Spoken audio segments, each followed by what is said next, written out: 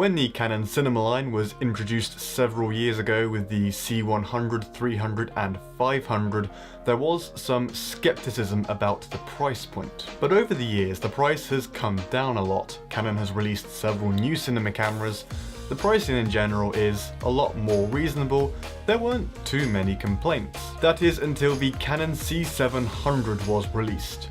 There were some criticisms about the price. And of course, memes.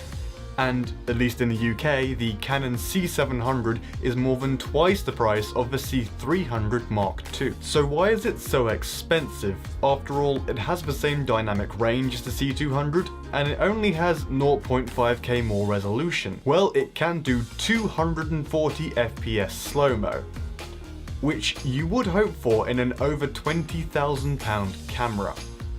But I think mostly it comes down to who the camera is aimed at. Now, you can absolutely use the C200 and C300 Mark II on feature films and large productions. They're very capable cameras.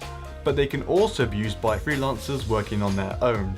The ergonomics mean that you don't need some massive rig just to make the cameras usable. The C700 is not like that. The C700 is aimed squarely at feature films, TV productions and high-budget commercials.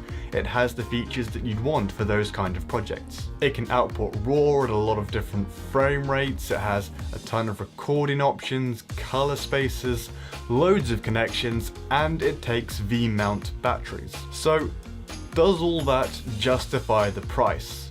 Well, remember that any connection or feature that this camera has is going to be made to a very high quality.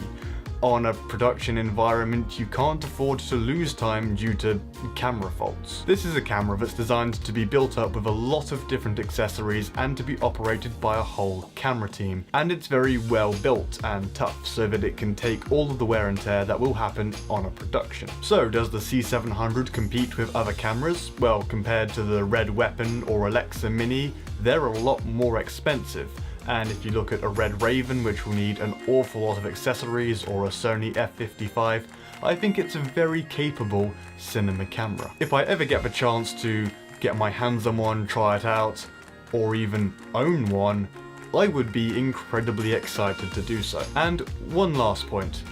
I think that a lot of the criticism that has been aimed at the C700 is coming from people that really don't need a camera like this and wouldn't benefit from the extra features. They would be much better served by a C200. Do you think the Canon C700 is overpriced or not? Let me know in the comments below. If you found this video helpful, then please consider leaving a like and subscribing so as not to miss any new videos. See you later.